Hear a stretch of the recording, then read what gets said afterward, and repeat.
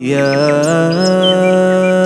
أيها الذين آمنوا كتب عليكم الصيام كما كتب على الذين من قبلكم لعلكم تتقون. السلام علیکم. الحمدللہ والصلاة والسلام علی رسول اللہ. معزز اور محترم ناظرین و سامعین کرام، رمضان المبارک کا یہ مہینہ جسے اللہ رب العالمین ہم مومنین کے لیے، مسلمانوں کے لیے بابرکت بنا کر لاتا ہے سال میں ایک مرتبہ، ہر مومن اس کا استقبال عقیدت کے ساتھ اور بہت ہی خوشگواری کے ساتھ کرتا ہے، کیونکہ اس مہینے کا روزہ فرض ہے اور اس کے اندر بہت سارے خیر و برکت ہیں، اللہ رب العالمین کے تقرب کا بہت بڑا ذریعہ ہے، اور انسان اپنی زندگی کو ایک نئے سانچے میں ڈھال کر ایک نیا راستہ گناہوں سے توبہ کرتے ہوئے پاک اور صاف اور پاکیزہ زندگی کی طرف گامزن کر سکتا ہے۔ اس روزے کی فرضیت کے سلسلے میں بخاری اور مسلم کے اندر جو حدیث ہے حضرت عبداللہ ابن عمر رضی اللہ تعالی عنہ کی، وہ کہتے ہیں کہ نبی کریم صلی اللہ علیہ وسلم نے فرمایا، بنی الاسلام علی خمس شہادت اللہ الہ الا اللہ وان محمدا رسول اللہ واقام الصلاۃ وایتاء الزکاۃ وحج البیت وصوم رمضان، کہ اسلام کی بنیاد 5 چیزوں پر رکھی گئی ہے۔ نمبر 1، اللہ کے ایک ہونے کی گواہی دینا کہ اس کے سوا کوئی عبادت کے لائق نہیں، اور نبی اکرم محمد صلی اللہ علیہ وسلم اللہ کے بندے اور اس کے رسول ہیں۔ نماز قائم کرنا، زکوٰۃ ادا کرنا، اور اللہ کے گھر کا حج کرنا، اور اس مبارک مہینے کا روزہ رکھنا۔ معزز سامعین کرام، اس حدیث پاک کے اندر فرضیت روزہ کا پتہ چلتا ہے، اور اس روزے کے بہت سارے احکام اور راز ہیں، ان میں سے چند کو ہم آپ کے سامنے رکھ رہے ہیں، اس امید کے ساتھ کہ ہمارے اندر مزید اللہ رب العالمین توفیق عطا کر دے کہ ہم اس روزے کا اہتمام کریں۔ سب سے پہلا حکم یا حکمت کی جو بات ہے روزے کی اور اس کے راز کی، وہ یہ ہے کہ اللہ رب العالمین کی عبادت میں سے ایک عظیم عبادت ہے جس کے ذریعے ہم بندہ اللہ تبارک و تعالیٰ کا تقرب حاصل کر سکتے ہیں، ان تمام شہوت اور ہوا پرستی کو دور کرتے ہوئے، چھوڑتے ہوئے، جو اللہ رب العالمین نے جسے ہمارے لیے منع کیا ہے، اور وہ بھی جو ہمارے لیے حلال ہے روزہ رکھتے وقت ہم اس کو چھوڑ کر کے، یعنی اللہ رب العالمین کے احکام میں سے ہے کہ ہم کھانے پینے کو اور وہ چیزیں جو ہمارے لیے حلال ہے اسے بھی چھوڑ دیں۔ اس سے ہم جب پابند ہو جاتے ہیں اس بات کا، تو یقیناً ہم اللہ رب العالمین کے لیے اپنی محبت اور اپنی ایمانی طاقت کا ظہور کرتے ہیں، ظاہر کرتے ہیں کہ یقیناً ہم اللہ رب العالمین کے فرما بردار بندے ہیں۔ اور اسی وجہ سے ہم یہ کہتے ہیں کہ اگر کوئی بندہ مارا جائے یا اس کو قید کر دیا جائے اس بات کے لیے کہ یہ روزہ نہ رکھے، تو بغیر عذر کے وہ روزہ کا قطعی نہیں چھوڑے۔ اگر بغیر عذر کا وہ روزہ چھوڑتا ہے تو سمجھیے وہ گنہگار ہوگا۔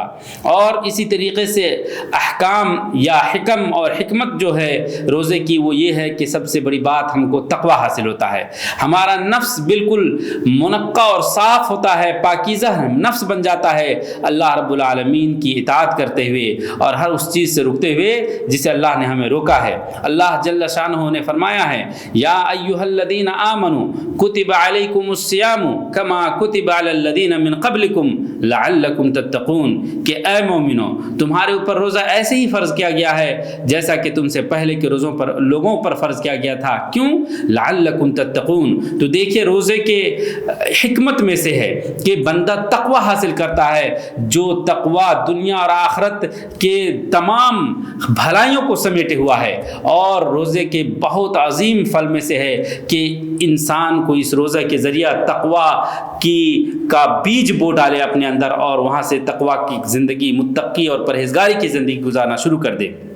اسی طریقے سے روزے کی حکمت میں سے ہے کہ اپنے نفس کو شہوات سے اور ہر ان چیز سے جس کو وہ کرتا تھا اس کو وہ روک دے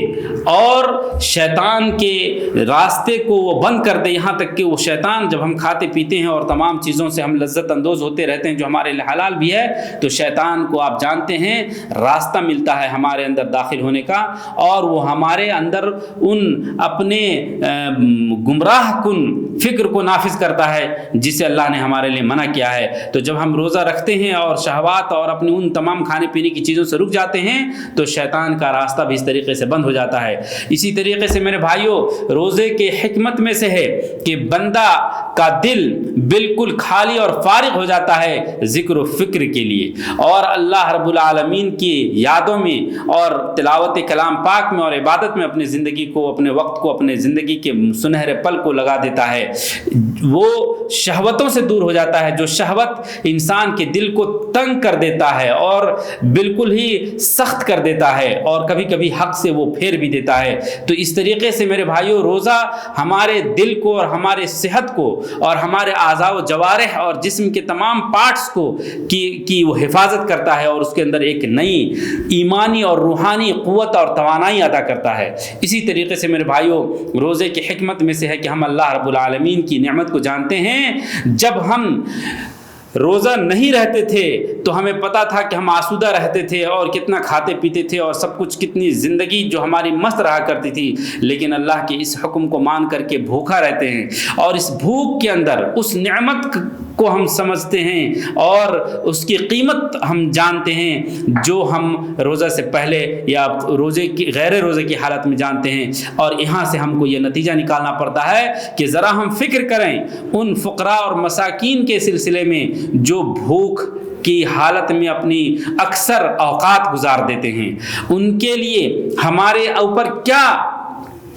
دعویتو ہے اور کیا فرض بنتا ہے کہ ہم ان کے حقوق کو ادا کریں اور اپنے پروردگار کا شکر گزار بنیں کہ اللہ رب العالمین نے ہمیں نعمتوں سے بھرپور رکھا ہے کہ ہم جب جو چاہتے ہیں کھا پی لیتے ہیں۔ لیکن ان فقراء و مساکین کا کیا جن کے پاس کوئی چیز کھانے پینے کی نہیں ہوتی اور بھوکمری کی زندگی گزارتے ہیں۔ اسی طریقے سے روزے کی حکمت میں سے ہے کہ ہم اپنی صحت کے بارے میں خیال کرتے ہیں کہ جب ہم کھاتے پیتے ہیں بہت زیادہ تو کئی بار ہم اپنے آپ کو بیمار کر لیتے ہیں، لیکن اس سے ہمیں یہ بھی اندازہ لگتا ہے کہ ہم اپنے کھانے پینے کے وقت کو مقرر رکھیں اور پابندی کے ساتھ کھانا کھائیں، جب نہ تب جو نہ سو نہ کھائیں، اور اپنی قوت ہاضمہ کا بھی خیال کریں۔ اسی طریقے سے میرے بھائیوں، روزہ کے بہت سارے کئی ایک فوائد ہیں، جو جن فوائد میں سے سب سے بڑا فائدہ یہ ہے کہ انسان اپنے نفس کا تزکیہ کرتا ہے اور ایک پاک اور سنہرا اور ایک محدود زندگی جو قیود و شریعت کے قیود کی زندگی ہے اس میں گزارنے کا پابند بن جاتا ہے، اور انسان اسی لیے اس دنیا میں آیا ہے۔ اللہ ہمیں اس کی توفیق دے۔ وصلی اللہ علی نبینا محمد۔